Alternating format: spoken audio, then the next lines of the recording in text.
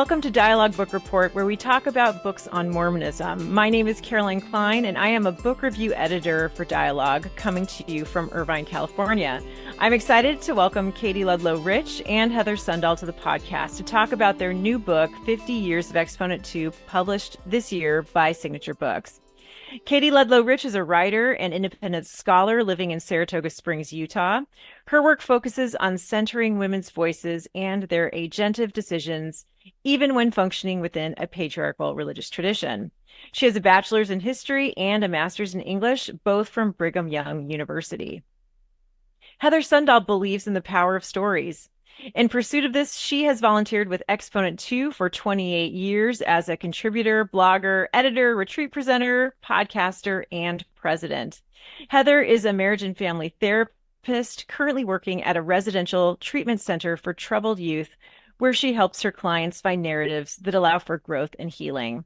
She lives in Orem with 2 of her 4 kids and 3 cats.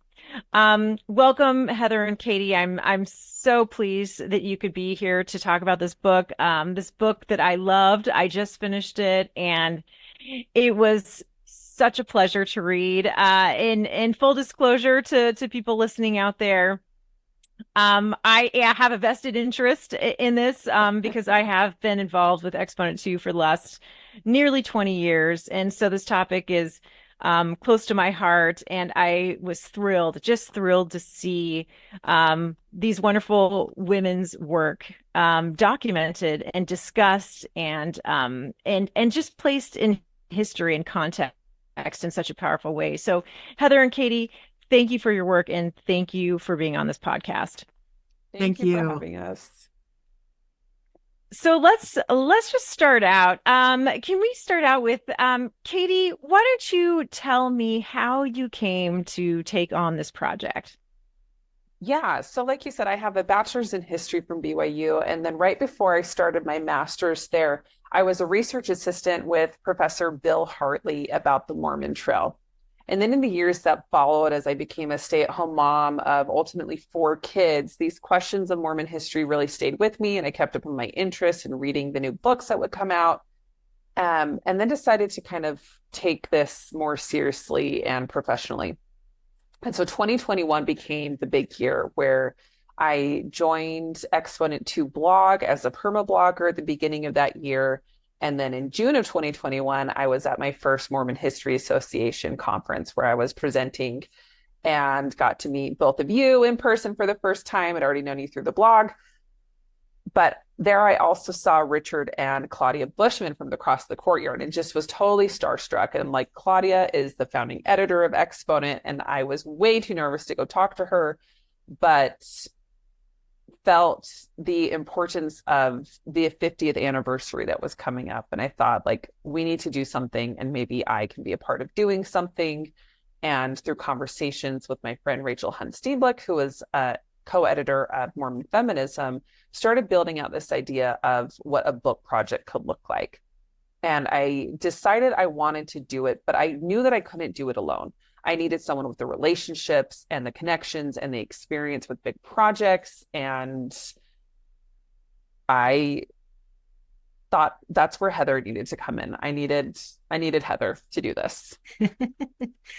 So, and Heather, tell us, Heather, how you came to be involved. Yeah, so rewind to September 1996 when I moved to Boston, and meet Judy and Linda Hoffman Kimball and Robin Baker and just all of these women who were in my ward, who were, just in my local community. And they introduced me to Exponent, and I immediately just knew that I had found kind of my spiritual home, so to speak. And so in my mind, I track stories. I collect stories. I'm like a little, I don't know, like whatever raccoon that just goes around, taking other people's little shiny trinkets and saving them for myself. And I just started loving these Exponent stories. And so in the back of my mind, I was always like, I want to write this. I want to be part of recording this.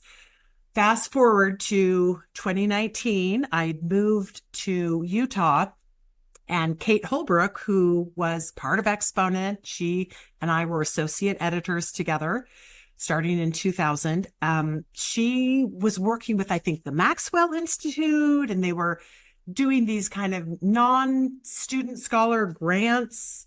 And I was like, I should write. And a couple of people reached out to me and they were like, you need to write the history of Exponent. So I write this proposal and I have people review it. And I, really put a lot of work into it. And I send it, only it never sent. It somehow like got never left the draft box. And I was waiting. I'm like, why have I never heard back? And then I figured out what happened. I was like, whatever. And I felt kind of bummed and a little bit irritated at the universe. Like this was my shot. This was supposed to happen. But then, the pandemic happened. And I think all of that stuff kind of fell apart. Everything became remote. And then I decided that I needed to go back to school. And so I just kind of put it on the back burner. And one of the things that I always say to Katie is, well, Katie, God cares about Exponent. And I roll my eyes. She rolls her eyes, but she's starting slowly to become a convert. Mm-hmm. So, and then fast forward to September 15th, 2021, where Katie says, let's meet for lunch. So we meet and she tells me her plan. And I'm thinking to myself, this is the worst timing ever. I'm just starting a program. I have not been in school for decades. And so I don't even know how to log into my account at UVU. Like I'm just feeling so overwhelmed, so out of my depth. But I couldn't, everything in me was like, you have to do this. I was sort of like the angel and the devil. And, I'm so glad that email never sent. I'm so glad. I can't imagine having done this book. It would have sucked if I did it without Katie. She has this steel trap mind and this attention to detail. And sometimes I'm a little too close to the material and she's like, whoa, Sundahl, back it up. And so I just feel like, there's that question in Genesis, is it good for man to be alone?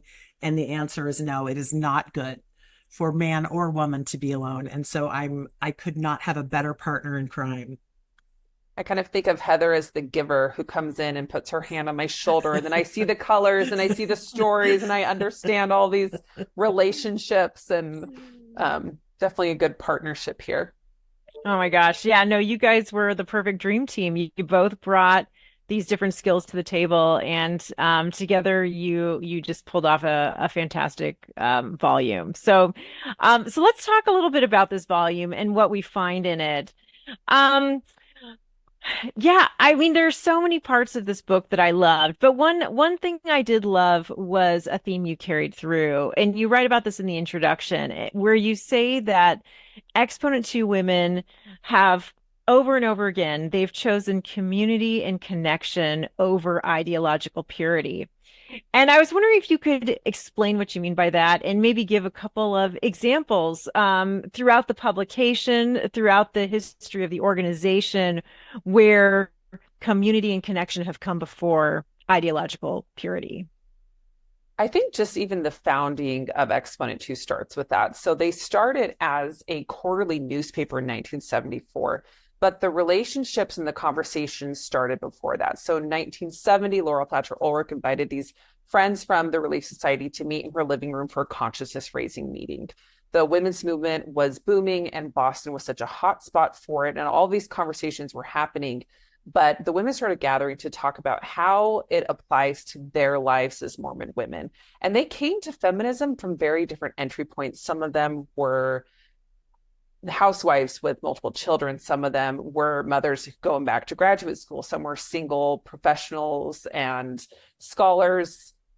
And they would argue and they would disagree and debate and not agree on how all of these questions apply to them. But then it started these group projects that became the container for these disagreements to let them work through difference to be able to stay in community with one another. and to continue conversations that allowed for greater empathy. And so with the pink issue of Dialogue in 1971 as their first like big academic-ish publishing venture, and then they taught an institute course where through the research process there, Susan Kohler discovered these volumes of the original Woman's Exponent in a library in Harvard. And they were able to see how these 19th century Mormon women in Utah were writing about issues of suffrage and women's rights and faith at the same time on the same pages. And it gave them this model of how can we continue these conversations despite difference and disagreement. And these group projects became a place to hold community in these issues. Yeah, the women very much were aware that Mormon feminism, whatever that meant, and it was sort of, it meant something different to each person. Each person kind of brought their own definition to it, that they weren't a monolith, that there was so much variety, that there were so many different ways for them to approach these issues, to look at these issues.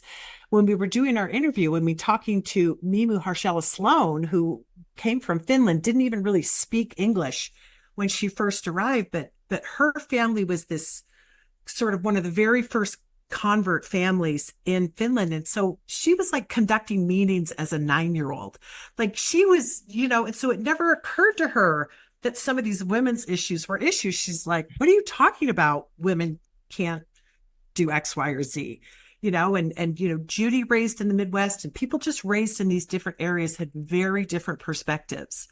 And there was never, if you've ever been in an LDS Relief Society, if two women start to disagree, a third one will very quickly swoop in and say, I think we're all trying to say the same thing. And then we'll give some kind of mealy mouth answer that satisfies no one, but is like, okay, and now the lace tablecloth is smooth again. And these women were like, we're allowed to disagree and it's okay. It doesn't have to threaten our friendship. It doesn't have to threaten our faith. And no one can tell me what a feminist is. I get to decide that. Mm-hmm. Yeah. Carol Sheldon was one of those foundational leaders, and she talked about how nice it was to be able to fight with each other. And that like kind of like how you can fight with family members that you love and stay in relationship with them, that this group was one that they were allowed to like actively disagree. And you asked for some examples. Like one of those big issues early on was about women in the workplace. And this was not just an issue for Mormon women, though of course they were getting rhetoric from the pulpit about how mothers should be in the home with young children and how husbands should be the providers. It was a much bigger issue, a national issue about can women send children to daycare and go in the workplace, and lots of issues of equal rights and equal pay. And these were big discussions that were happening. And Nancy Dredge, who was the second editor and then again a later editor, for about 15 years total, she's talked to us about how it was such a huge deal within their wards that there were members of their wards who would not read Exponent II because they were afraid that it meant that if women were writing about feminism, that they were going to be telling them that they had to be in the workplace, that it was not okay to be a stay-at-home mom, while on the actual pages of Exponent II, that was not the kind of thing that they were talking about. They were holding room for difference. I think it's the second issue. There's a page where on the same page, there is an article from a woman talking about how she believes the right and righteous choice is for mothers of young children to be at home during those years when their children are young. And then below that, there's an article written by Judy Dushku where she interviews a woman who is a mother and a doctor. Her husband is also a professional, and they hire nannies to help with daycare, and they try and partner with each other for all of the home work stuff. And that is what they feel is the right thing for their family. And that's on the same page, not anything prescriptive, but holding room for different stories and experiences. Oh, yeah. Wonderful. Oh, go ahead. Oh, no, I was just going to say, yes, I love that example. And I think that we see this carried throughout the years where Absolutely. we've highlighted different women having different perspectives on these very Mhm. sensitive topics. Heather, what were you going to say? I was going to say another one of my favorite examples is in the late 70s. You have the whole issue with Sonia Johnson, from housewife to heretic. This, LDS woman from the DC area who raises issues about ordination and priesthood. And I am old enough to remember this. I am old enough to remember her name sort of whispered in the halls of church like a scene out of The Crucible. Like it was just, she was scary. She was a sort of a scary image. People portrayed her that way. And so Judy wanted to invite her out. It was like, again, let's not take hearsay. Let's let an actual person speak their actual experience and let's form conclusions based on that. And so, but Judy recognized that there were enough women in Exponent who didn't share her same curiosity and her same Judy was I can't speak for Judy, but my guess is Judy was like huzzah. um and so Judy invited her and had her speak at her house, not as an Exponent gathering. Many of the Exponent women showed up, and many Exponent gatherings were held in Judy's house, but she made sure it did not have that Exponent label so that there wasn't any feeling like Exponent women support Sonia Johnson and there were still people who had a really hard time. But to me, that's a great example of creating space and not judging people for wherever they're at, sort of on that scale of Mormon and feminism and wherever the intersection is. Oh, yes, I love that example as well. And I think you just touched on my next question, which is about Exponent evolving over the years. And your book is largely chronological. And so I thought maybe we could go through some of the decades of Exponent II and talk about how the publication has evolved in its tone and in its focus and on the concerns that women were writing about. And I think you just touched on a couple of them. For instance, early years, it sounds like Mhm. stay-at-home motherhood was Mhm. a topic. ERA is a topic in the early years. How does it evolve over time? How did you see things changing? Yeah, so if we start with that first decade, there the first issue includes an article by a BYU student, I think Kate was her name, but what will the ERA mean for you? And it's this very mild exploration of some of these topics. But that was before the first presidency had come out against the ERA. And a couple years later, as they're into publishing, then the church does come out against the Equal Rights Amendment. And Exponent's being produced back in Boston, where Massachusetts had already ratified the Equal Rights Amendment. And it's going through state by state ratification process. And then there's the big Stop ERA movement. And the church joins on that. And the women in Boston are hearing these reports from their friends in Utah as the church comes out strongly encouraging women to go to the International Women's Year meeting in Utah. So every state was holding these meetings leading up to the National Convention of International Women's Year, and they were voting on platforms with lots of issues from greater protections for women against rape to issues of world peace.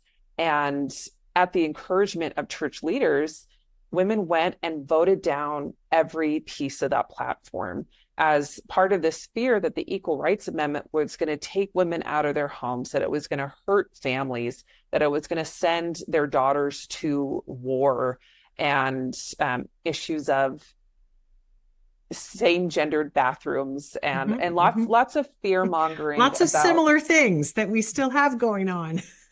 topics that come back around for Mhm. sure. And it became complicated for the Exponent women of how to talk about these things. And they had to really negotiate when it came to issues after the International Women's Year incident in Utah. how do we write about this and hold space? Like, we don't want to actively be critical of our church leaders. That was one of their commitments.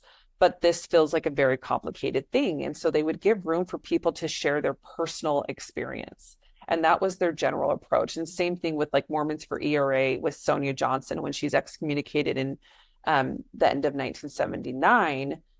The Sonia Johnson issue that they published in 1980 was one where they had huge disagreements.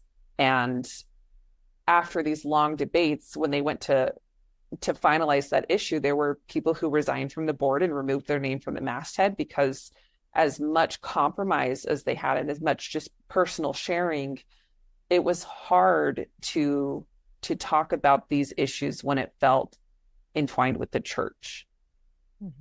But that was, that was a lot of like the biggest conflicts of those early years. But they were also exploring issues like Mormons and sexuality and women in depression. And that was a huge one. Women in depression was this absolutely huge one. I mean, we think that sounds so like New Era, Ensign, Leahona, whatever. Like, people did not talk about that. You did not talk about depression publicly. What year was that issue? Or like what decade was that issue? I would have to look it up to be. I think that's for in sure. the 80s. I think it's early 80s when there's the okay. Because KSL, there was like a kind of a documentary not expose, that sounds scandalous, on women in depression on television in Utah, and it like blew it open. Like, people just were like, yes, this is something that we are going to talk about. And I mean, and it's still huge. 1979. Okay. But it bled into and every few years, and that is another one of our evergreen topics. We have, so many blog posts on depression and mental illness. I mean, we've had people talk about being bipolar in the magazine. I mean, we've really created a space where people can talk about that. And I feel like that happened in the 80s.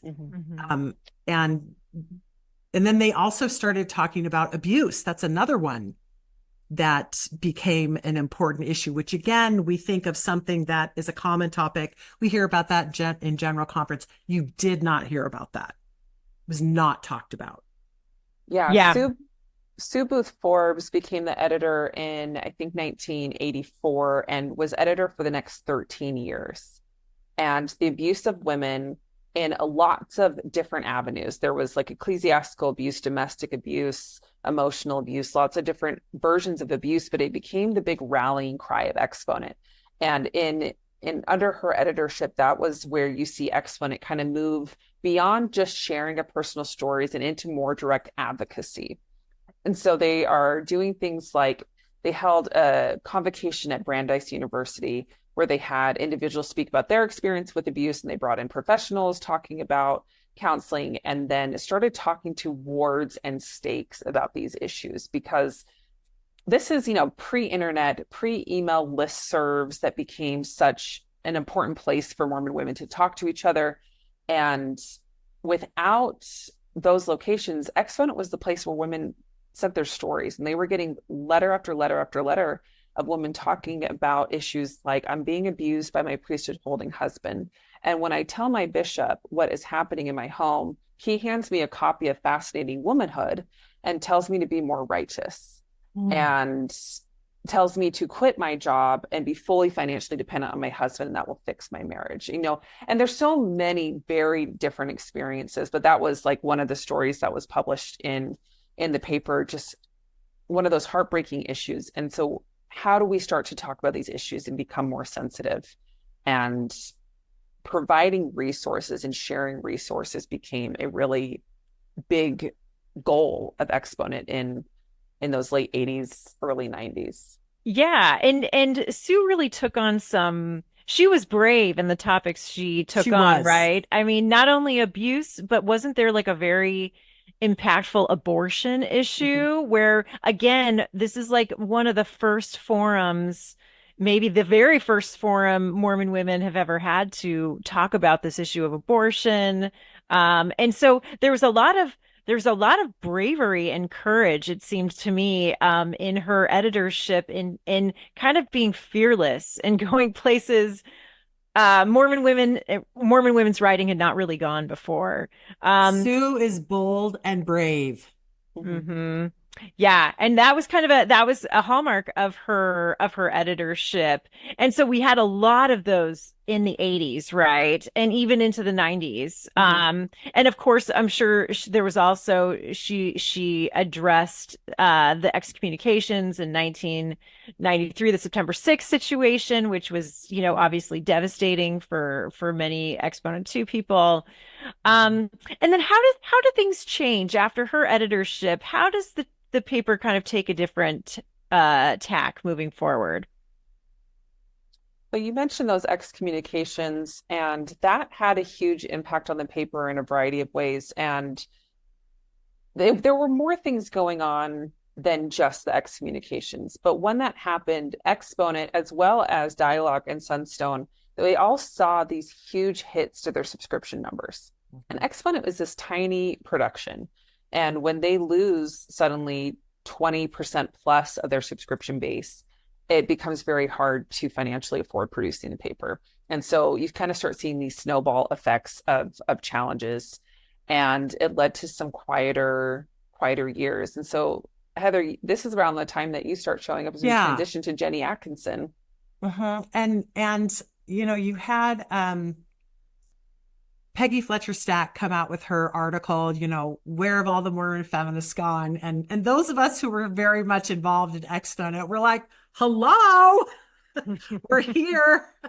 And Katie was really helpful in this because it was harder for me to see what was going on because I was in the trees. I was so involved with it. And Katie was the one who pointed out that at this time,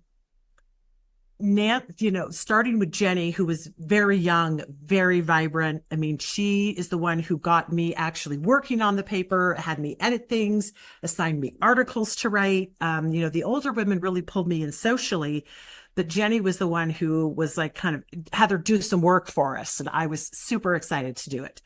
So Jenny's pulling in younger people. I think, 29 at the time when this stuff was happening.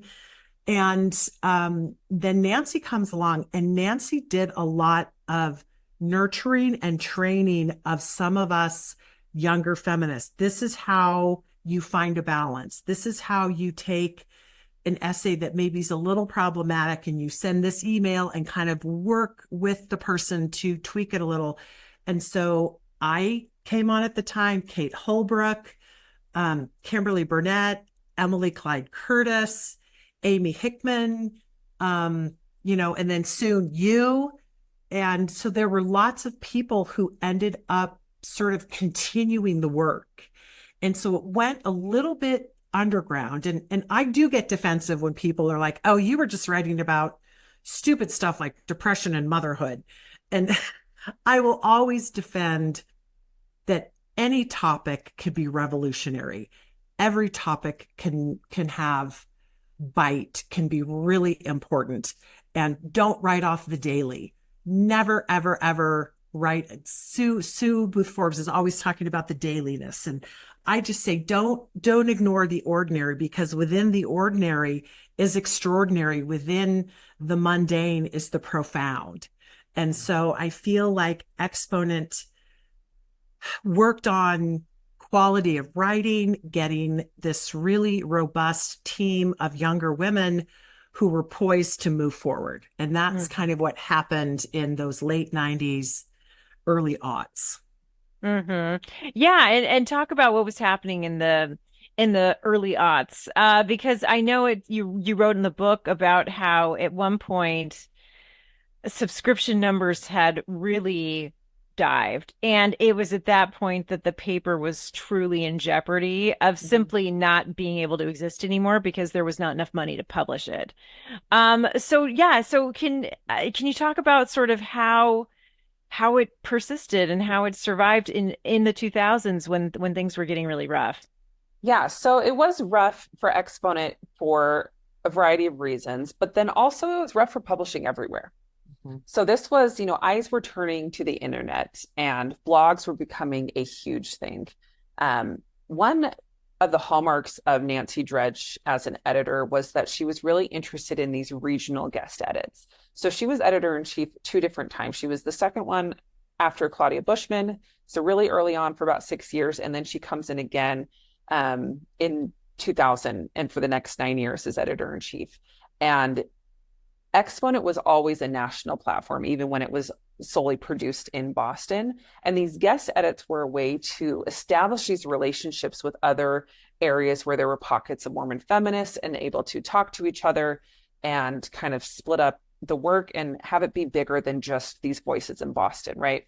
And so after Peggy's article, you and Jana Remy, who had met in Irvine, and you can talk to that in just a second, but after your guest edit and you guys decided you wanted to do the blog, that became, I think, the thing that really revolutionized Exponent by having the digital divide and these generational divides, because there were Mormon women who were coming to feminism for the first time and having all of these interests and all of these questions and wanting to talk about these issues that many of the previous generation had worked out for themselves in their own lives. Like, can women work and have children? They had answered those questions within their own lives. Can we go to graduate school or not? Like, so many of those decisions that were challenging were already answered within their own lives, but then each generation comes to the questions new. And so there were 3 years when Exponent moved to an online only annual publication. So 2007, 2008, and 2009, it did essentially go out of print. At this point, it was kind of a magazine. It transitioned from the paper to a magazine format. But so the magazine was online only for a few years, but then the blog was thriving. And so that's like, what brought you and Jana and your friends in Southern California to decide you wanted to join, not just create a blog and not just talk about Mormon feminism, but like connect to Exponent specifically? Yeah, so I know it's funny to be interviewing you guys about this because I'm a part of this story too. Like we all are. We're all part of the story. And I was lucky to team up with Jana, who knew about Exponent II. I had never really, I actually probably had gotten my hands on Women in Authority by this time. So I kind of knew of it, I knew a little bit. I'd read some excerpts in there, but I never thought I could get involved. Like I never thought it would be possible to actually talk to real Exponent II women. And so just knowing Jana, who was like, hey, I've seen my mom's issues. I know there were issues that were guest edited by different groups of women around the country. We could do this. And so she had the idea and I was like, all in, let's do it. And from there, it was clear. I was like, at that point, totally entranced by feminist Mormon housewives. And I also was entranced by Exponent II. And I was like, you know what? Exponent II needs a blog. Like, this is where it's at. This is where the young women are. This is where you can have almost real-time conversations, which is what blogs were good at the time. Much more, they were much more in, real-time conversations than you could have with a print publication. This is all pre-Facebook. Yeah, this is all exactly. Very clear. All pre-Facebook. And so I just went to that retreat that one year. I don't know what it was, 2005, something like that. And I was like, hey, we want to do a blog for you guys. And we thought that this would really be a strength to the organization. And luckily, I don't know, I wasn't there for all the behind the scenes conversation about it, but luckily it all worked out and they said, go for it. I'm sure there were some misgivings. But it's been, for me, it's been one of the most meaningful projects and things I've ever done in my life is be involved in the Exponent II blog. So that's a little bit about my involvement in the blogging side of things. So I don't know if you guys have seen Downton Abbey, but you have the Dowager Countess who is renowned for these like really famous like quips. And one of my favorite ones was early on where she says, what is a weekend? And it's this, whatever. And I feel like I can remember being in an Exponent board meeting and someone saying, what is a blog? Yeah. Sort of with that same, like generational, are you kidding me? Right. But But but this, you know what? They were open to it, and hats off Yes. to them. Even though they knew that the board was going to cede control to some degree, Yes, because was going to lose control. you can't control the blog. Like you You can't, can't. you don't preview things before they post, they just You don't post. edit them. You just, You yeah, just there's, they mm-hmm. just appear. So good for, I mean, so I'm just so thrilled that they were open to that. And simultaneously, as the blog was generating a lot of conversation and new people coming in Mhm. and learning about Exponent 2, we also had the magazine revive. And was this 2009 or so? So um the two huge things happen here, right? So the blog creates this model of geographically dispersed work, right? Because you guys were all over the country. You had people in Boston, you had people in Arizona, you had people in California, and all throughout. And we're able to collaborate online, through email, through the blog itself, and show a model that functioned well and that could work. And then you have that generation being passed on where Emily Clyde Curtis and Amy Evans Hickman had been co-editor or co-presidents of the board, sorry, together in Boston, had worked on projects and had, been very involved together there. But then Emily moves to Arizona. She joins the blog. Um, Amy moves to Baltimore, and the paper was this annual online only, and there were board members who were just really concerned about the survival of the paper. And Judy Jushku is like starting these conversations with, like, how do we pass it on, like how do we bring it back into print, and talks to Amy about her interest in continuing this work with Exponent that she had done in Boston by becoming an editor again. And Amy agrees. And in 2009, after the retreat in September, there's a board meeting where Amy's proposed as this new editor and is voted in. And she then has a phone call shortly after with her friend Emily, who had worked together on Exponent, but they're now geographically dispersed, and they work out this co-editorship. And so just like these early days where you have these women who have all of these babies and toddlers who are underfoot as they're working together on this paper, you have these women who pretty quickly after they start each, like, I think they each have 3 children, and they're having these long phone conversations where they're working out how to have this geographically dispersed team. And within a month, they have dozens of volunteers, and they have all of these feature editors, including Margaret Olson Hemming, who came on as initially as design editor, taking these like design skills she learned from her high school newspaper and applying them to Exponent. And they decide to bring it back into print in full color, which then allows Margaret and the team to really revolutionize how they use art. And that becomes a major theme moving forward. Right, exactly. And I think that is when I think of and then of course Margaret will take over after Mm-hmm. Emily and Amy. And by the way, I think one of Amy and Emily's, I think, seminal issues is the LGBT issue, and Mm-hmm. that they were not afraid to take on a very hot Yeah. button topic and give voice to people who's, we hadn't really heard at this point. There just hadn't been a ton of Mormon women talking about this. So that was a brave issue. Eventually Margaret takes over, and that's when I think of like the art exploding off the page Yes. under her editorship. And I think that's kind of the hallmark of hers that I recall. Mm-hmm. It was, and not just any art, but she really reached out to BIPOC women. I mean, you can see behind me, my painting from Flora Familiar.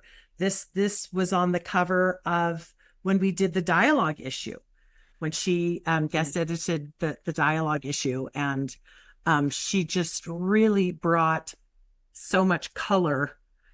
Because Exponent's always been very, very white. Very, very white. We suck at race. And she really made an effort and cultivated. I mean, the same way that Amy and Emily, because we'd had an issue on homosexuality before, we dealt with some queer things, but it was always sort of like friends and family of, like, what's it like to have a queer child? Or, what's it like if you find out that your husband is gay? Whereas Amy and Emily were like, talk to me about being a lesbian. What is your experience? Instead of having someone else talk for them. And Margaret was really good at that too. It's like, let's amplify the voices of women of color, not just let's put pictures of women of color in things and call it good. Let's actually let them use their own voice, whether that be through writing or art or, whatever medium. So bringing the paper back into print made no sense in a lot of ways. Like, so much was happening online and the blog was booming. Why do we need the print issue? And I think that's a question that they had to wrestle with and decide. And like, part of it was this ability to sit with people's stories in a way that, without jumping into the comment section, right? Like this longer, slow form, but then also being able to pair pieces with art. Like, one thing Margaret said as they brought the paper back into print initially, like, why make it full color? Why include these art? In part to distinguish it from this online writing, right? To make it something beautiful, something people want to hold in their hands. But then the art became significant in its own right. It became significant because not everyone is a writer. And yet people, through their art, have ways of talking about their experience and their lives and their theology and all of these things that Exponent wants to talk about. And then so Paige Turner is one of our long. I was just going to bring up Paige. yeah, Paige, and then Rosie Sarago. She's the design editor, and they had became this dream team when Margaret is editor, of pairing the essays with one or two or more pieces of art that all play on the same theme. And so you start to see, like, as you go throughout the issue of the magazine, different expressions on the same topic in a way that work really well and complement and expand and push against each other in meaningful ways. Mm-hmm. They really expanded what it meant to, when we say, sharing women's voices. Mm-hmm. Voice now no longer is words. Voice is image, and all these sort of more expansive. And that's something I love about Exponent, is they're just always expanding things. Like, okay, let's take this and can we squeeze a little bit more in? Can we push these edges out a little further? What does it mean to be a feminist? What does it mean to be a Mormon? We're always pushing and expanding those definitions. And here, what does it mean to be a woman, as we're expanding to include gender minorities? And what does it mean to share your voice? It's visual and in writing, with the poetry. Personal essays are still our hallmark, but right. Together. And Rachel Ruckert, our current editor, is continuing along with all of this, and just, making it better than ever. Phenomenal work. So thank you so much for giving us we kind of got the big vision of how things have evolved over all these many years. And now I want to step back even further and ask about what you both think has been the impact of Exponent II, both on Mormon feminism, but also, maybe even on Mormonism in general, more broadly. Maybe can you speak to its impact, what you see as its impact? I think it's incredible to have 50 years of this archive of Mormon women's voices, where you can trace how conversations have changed through looking at the arc of the 50 years. And we've talked about queer issues a little bit already, and I think that's one of those great examples where Judy Jushku ran a column called Sister Speak for about 3 decades, and then you revived that with like comments from the blog when the paper came back in print. But it was a space where she encouraged people to speak from their experience, and there were little pieces here and there where people would talk about their experience as a queer woman, or as a family member of somebody who was gay or lesbian or queer in some way. And there were little pieces of that. And then there was like the first issue on homosexuality in the 90s. And then you see how that grows and expands in Exponent over time. And it's really remarkable to see how within I mean, still, largely American, English speaking, Mormon community, kind of a self-selecting group, but how within this kind of progressive leaning group, we go from it being a barely able to have the conversation to full embracing that this is the hill we die on, that as the church is coming out strongly against trans individuals right now in ways that are really hurtful and painful. Like, we are not going to budge here. We believe in full humanity and full inclusion of our trans siblings and our queer individuals. And I know that there's multiple trans pieces coming in the next issue to print. These are our siblings in Christ, and these are people who we want to be with us. And that is, that's one ways that Exponent has expanded and trying to create room here where we can have a community of people who some are active LDS and some are no longer active. And this is a huge thing changing with generations within, globally, but also within the United States, where younger generations are leaving religion. We're seeing that in the LDS church as well, to a significant extent. And so how do we stay in community with one another, whether or not we are currently active? And that is one of the big impacts I think that Exponent is having, is creating a place where people can continue to talk to each other with their connection to Mormonism and connection to the church, whether or not they are currently active, creating and expanding the community of what it means to be Mormon. Mm-hmm. Absolutely. Absolutely.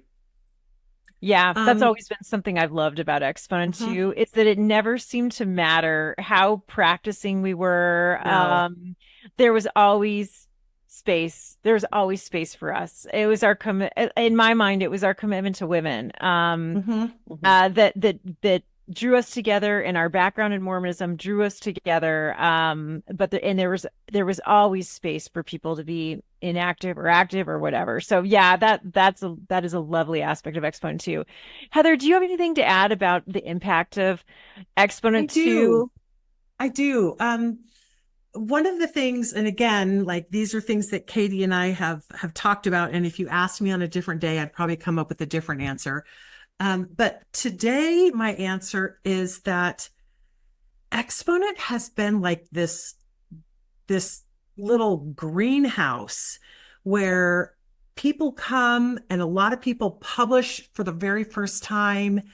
And if you go back and read, the contents, the table of contents for these issues starting in 74, you're like, oh my gosh, she published an Exponent?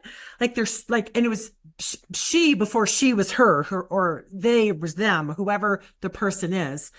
Like, there are just so many really prominent people who are considered authorities in the Mormon feminist sphere, in the Mormon sphere, the LDS sphere. They got their start in Exponent, and Exponent was, like I say, was this little hothouse, like this little safe space, and we're gonna, give you the warmth and the fertilizer and the nurturing, and you don't have to stay here in Exponent. Exponent isn't going to make you can only publish an Exponent or you're dead to us. We own you now. Exponent's never done that. Carolyn Pearson was publishing with us very, very early on. And they were like, go fly, be free, go make your plays, go write your books, go do all of your wonderful stuff.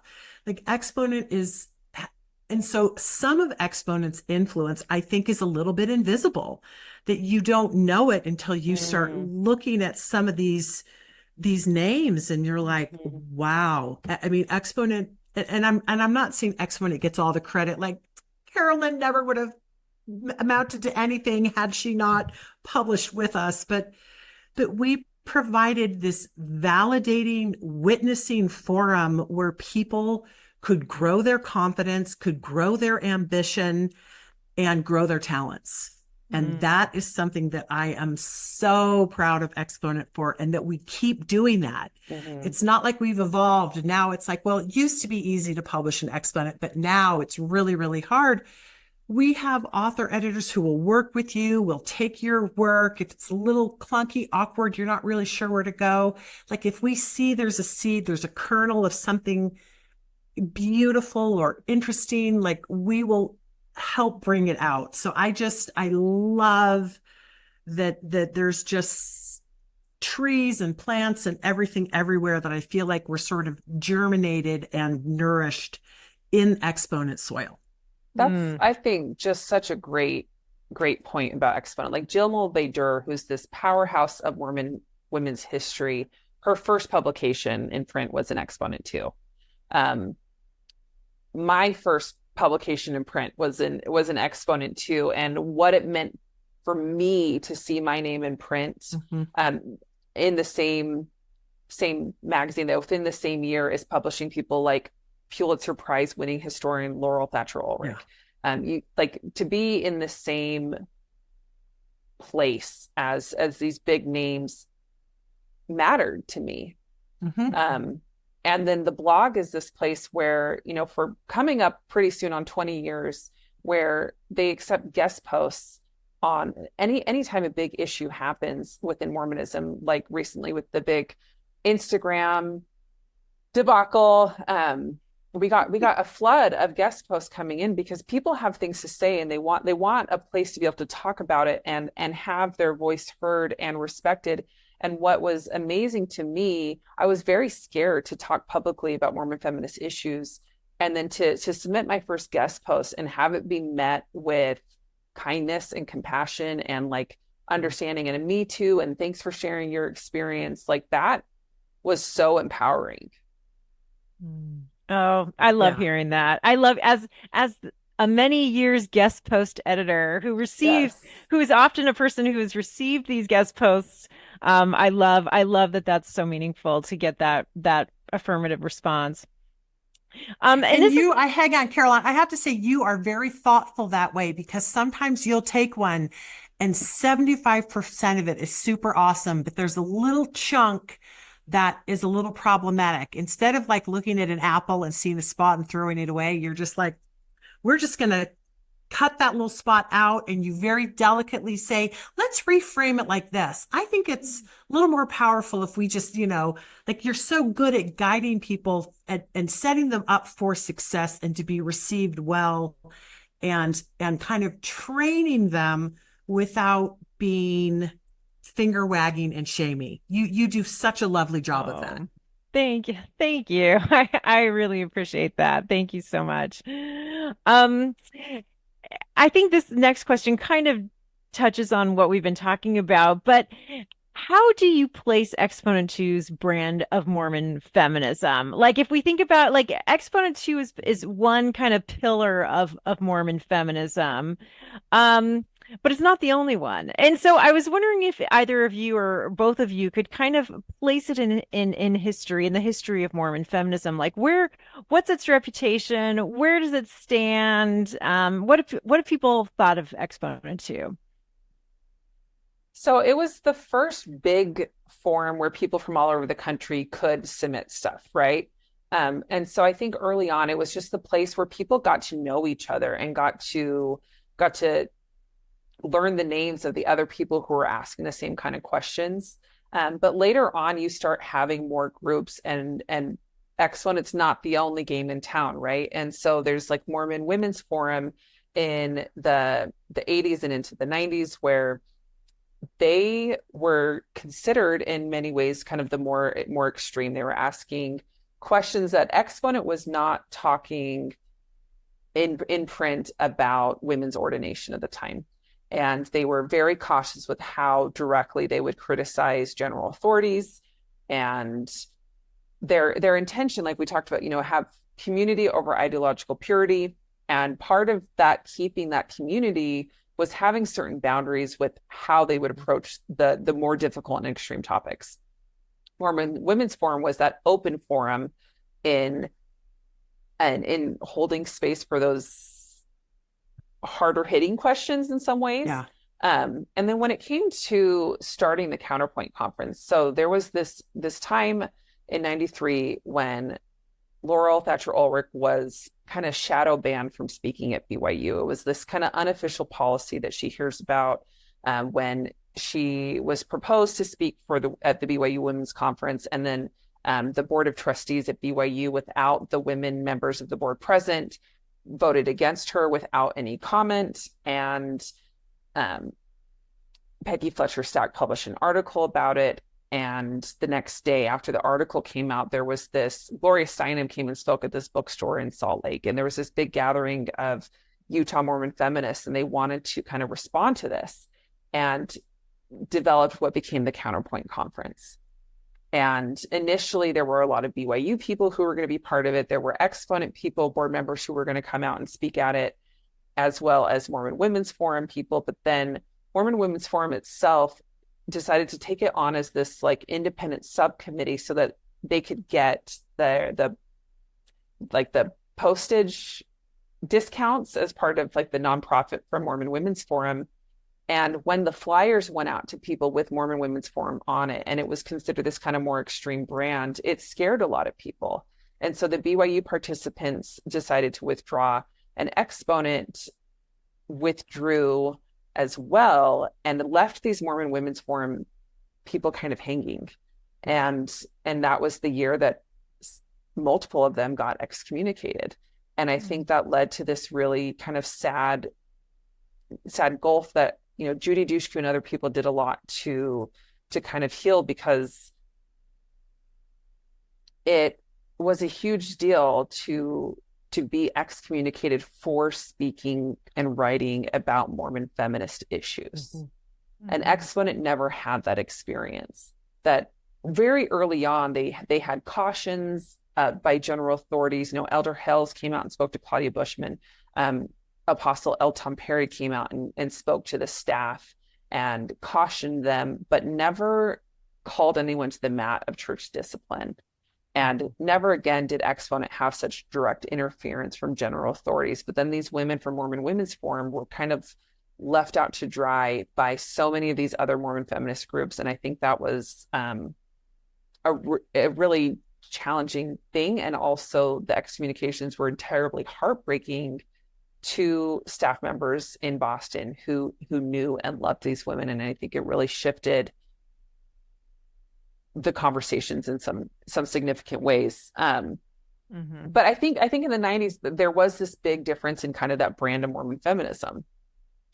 Yeah, Lori Winder Stromberg, who has been a part of Exponent II early on, but has also been a major player in the Mormon Women's Forum, has told me that she sees, this is the way she puts it, which I think is a great pithy way to do it. She says that there's often been this idea of good Mormon feminists and bad Mormon feminists, and the dividing line is priesthood, ordination. Yeah. Women who talk about ordination are on the bad side of the line, and that's kind of where Mormon Women's Forum fell, because they were not afraid to address systemic issues like that. And then there was Exponent II, which is more cautious on that topic and did not really play up the topic of ordination too much. So, so everything you're saying, Katie, absolutely resonates with some of the things I've heard people talk about in terms of like the different kind of strands of Mormon feminism that we've seen. Heather, did you have something to add? Yeah, I it's so interesting to me that from the very beginning, you have people that have thought Exponent was too radical and people who thought it was too tame. And every single editor encounters that. And I just think so much of it is perspective, where you're coming from, what you think feminist means, but also what you're reading, what parts of Exponent you're encountering, because there is such a wide range. Like Elder Hales, when he came out and, was like, just, don't do this stuff. Like, treating Exponent like it was this kind of bad thing.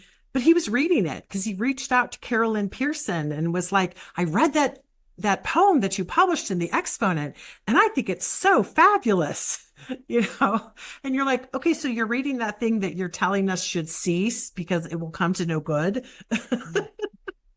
Doesn't he tell her he wants to print it in the priesthood manuals because he wants the men to read it too? And he's like, the next time you got a poem, you send it to the enzyme. Like, don't send it to Exponent. I'm like, so you don't like us, but you want to poach our authors. Okay, got it. But, so there is this very,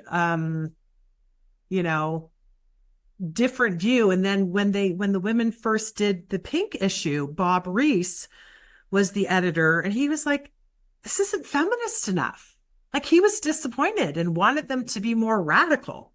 This is the Pink issue of dialogue. He's like, why aren't you talking about ordination and Heavenly Mother, whatever? And they're like, there's so many, it's like, sunstones. There's many different ways to Mormon.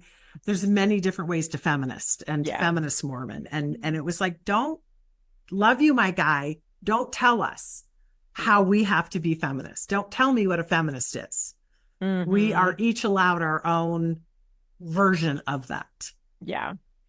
And this actually brings up, and you've mentioned, I think, in passing a lot of this, but I had a question here about tension-filled or crisis moments for the organization. It seems to me like maybe that moment when Elder Hales comes out and tells I don't know. I don't exactly remember the full story, but basically it's not positive towards Exponent II, and does not like the publication. And the women have to figure out how they're going to respond. Like, are they going to continue in the face of disapproval, or are they going to listen to their church leader, who clearly doesn't like what they're doing? And so anyway, so what other, and maybe you want to expand on that, but what other crisis moments or moments of tension has the organization faced over the years? Yeah, so 1975 was a big year for pushback from male church leaders, because the women are seeing a lot of success. They have over 2,000 subscriptions at the end of their first year, and they're getting people writing from all over the country, and it's really blooming. But they were a bit naive in certain ways, and there's things that Claudia Bushman refers to as like her two big mistakes. And so one, in 1975, there was a Boston Globe article about the church in Boston, and Richard Bushman was stake president at the time, and Claudia is interviewed. She's editor of Exponent II, and she's the wife of the stake president. And in that interview, she talks about how Richard had been wanting Black members of the church to be able to serve missions. And of course, this is before 1978 revelation on the priesthood, where Black members of the church were not able to be ordained to the priesthood or go to the temple for many of the temple ordinances, and could not serve missions. And so she talks about how many white members of the church would like that policy to change. They're told it will take a revelation, but they think that revelation needs to come. And the apostles, the general authorities, were not happy about the comments that she made in the Globe. And so they call Richard Bushman, who comes to a meeting and is saying, look, I got a call from Elder Perry, who had been the previous Boston stake president, and this was a problem. We don't want to cause division in the ranks of the church by blowing things up in the media. He's speaking on behalf of that phone call from the brethren. And then the other issue is that the women thought that people would be so excited about this project that they were doing. They knew themselves and their own intentions in creating this newspaper, and they thought people would share in that excitement. And so they sent copies to the church office building for every general authority to be able to give to their wives. And they thought it was going to be pleasantly received, and it was not. And I think those two issues are what Claudia views as kind of what caught the negative attention of these general authorities, led to Elder Hales cautioning them, Elder Perry coming out, and yet as these women are cautioned, they have to really wrestle with, they fast, they pray, they gather. That's really their response. They're like, we're going to double down on our righteousness. We're going to do our visiting teaching. We're going to be as welcoming as we can to all of the women in our wards to make sure they know they can be involved in this and we're not exclusionary. And they wrestle with, are we doing a good thing or not? And they decided that it was a really important project to all these women that they're hearing. They're like, maybe there's room in the church for someone like me. There's someone writes like Far Out, a feminist Mormon newspaper, maybe there's room for someone like me too. Yeah. And as much as they get this negative pushback, like Heather, they also are hearing some positive things from men as well, right? Yes. One of my favorite stories is that they, in addition to sending it to the general authorities, they must have also sent it to a lot of BYU professors. So Jeff Holland was the dean of religion at the time, and they sent one to him. And who knows, maybe they all knew each other. You know what I mean? I don't know who went to grad school with whom. Because he had been out at Harvard. And yes. So like maybe he was like buddies with Bushmans. I mean, he must have, because he writes Claudia this letter, and read the letter, because I just think this letter is, and Caroline Kline, I know one of your favorite books is the book about the Lowell Mill girl. Oh yes, love that book. Liddy. Okay. Yes, by Catherine Patterson. Liddy. Yes. Okay.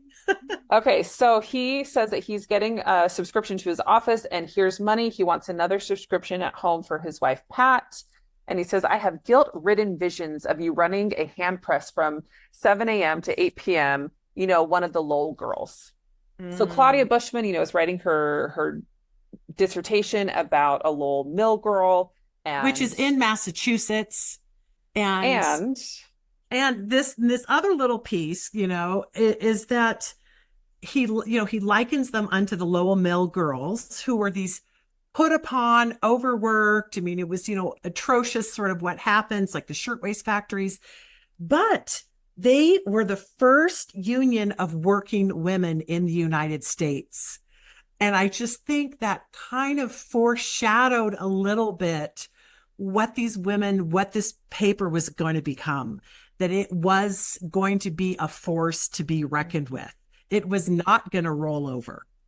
It was not just going to give in, but would be advocating for women.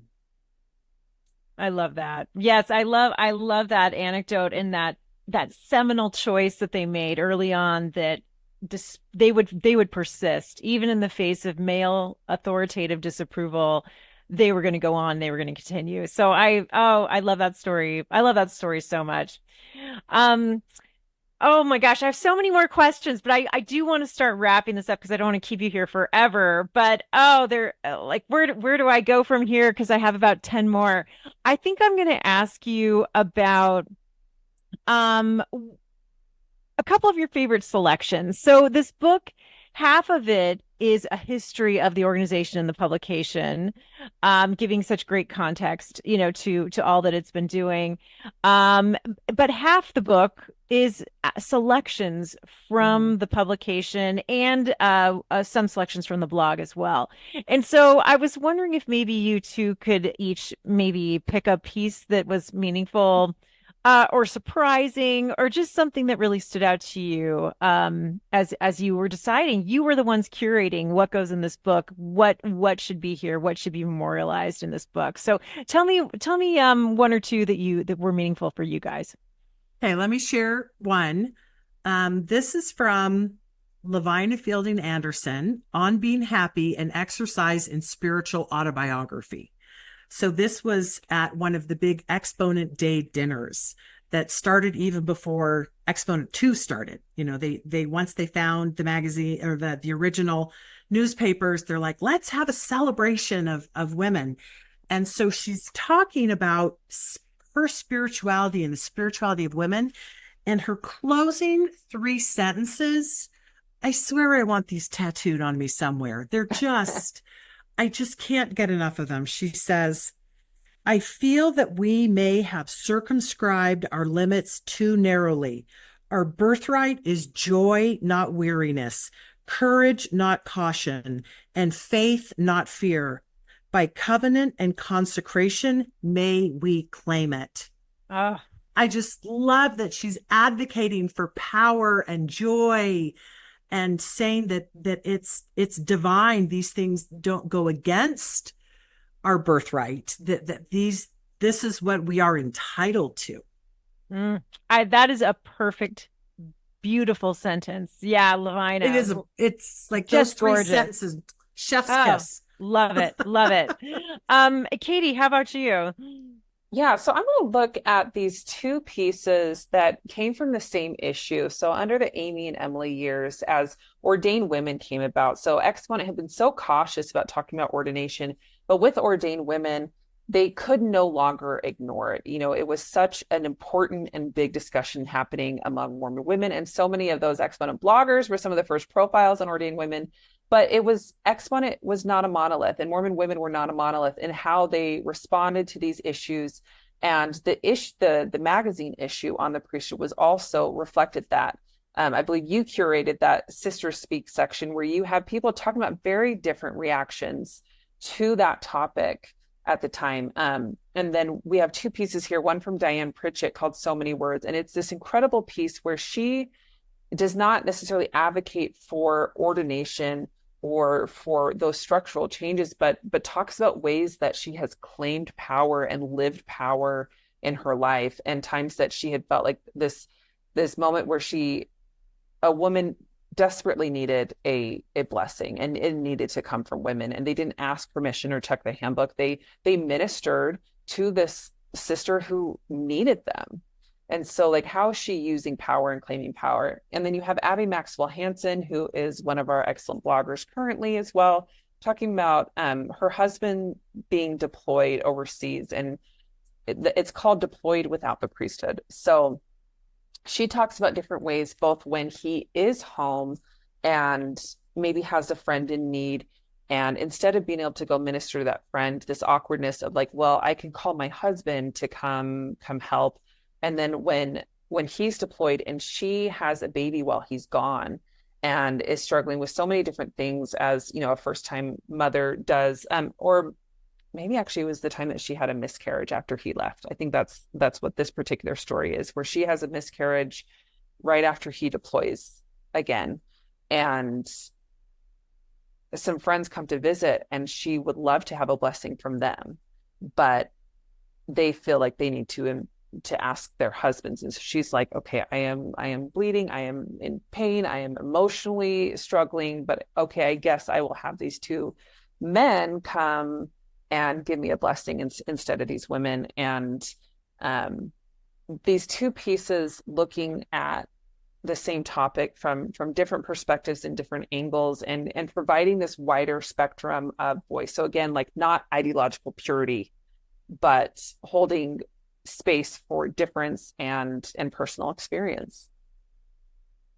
Oh, yes. Yeah, No, and I love that. I think that this is something that I also noticed kind of rising up among Exponent II women in the teens, the 2010s especially. I noticed um I noticed women claiming their power more and claiming mhm, their right and their ability to bless and to Mhm. lay hands on, and it was just so moving and beautiful to see that just like Diane was writing about in that selection thing. So thank you for sharing that. Are there any last thoughts either of you would like to leave, maybe about thinking about Exponent 2 evolving into the future, or anything that surprised you, or just any last thoughts at all that we can end this interview with?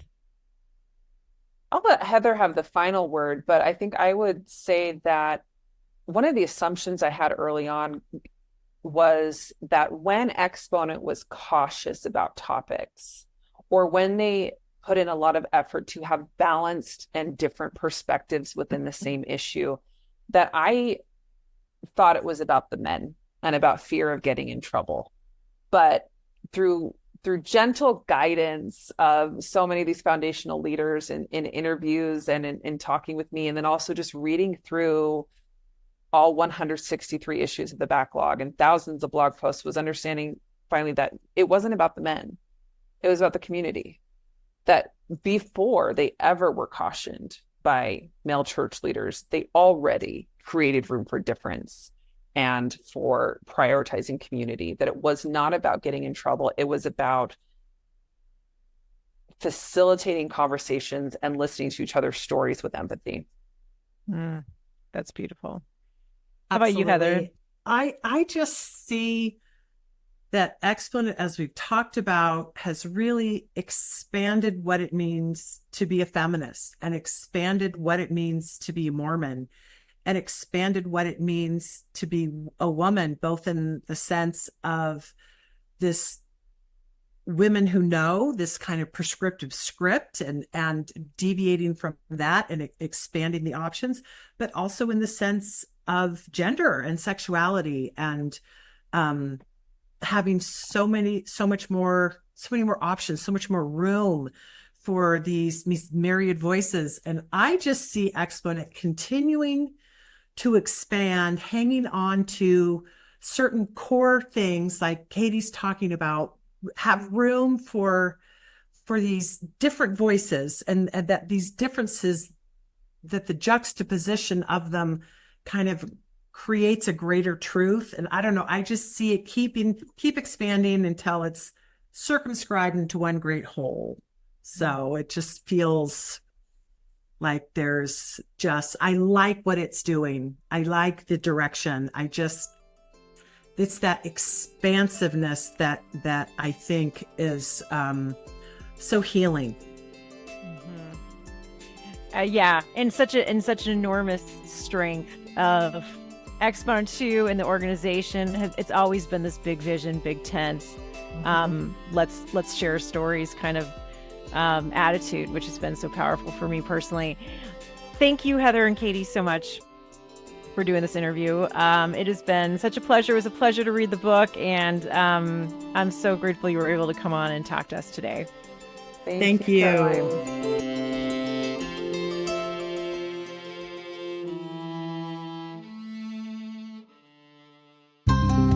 I'm Taylor Petrie, editor of Dialogue, a journal of Mormon thought, and this is Dialogue Out Loud. My eyelashes were subtly coated in matte black mascara. On my cheeks, a light dusting of dusty rose-colored blush powder. Just enough that I could feel comfortable and almost myself. On Tuesday, my visiting teacher said she knew I was really busy at work and brought over a casserole for dinner, the chief ingredient of which was zucchini. Maybe it isn't the Lamanite who needs to forsake the incorrect traditions of our forefathers. Maybe it's the belief of racial hierarchy that we need to forsake. Never learn to play the organ, the old woman told me. You might get a different calling from time to time.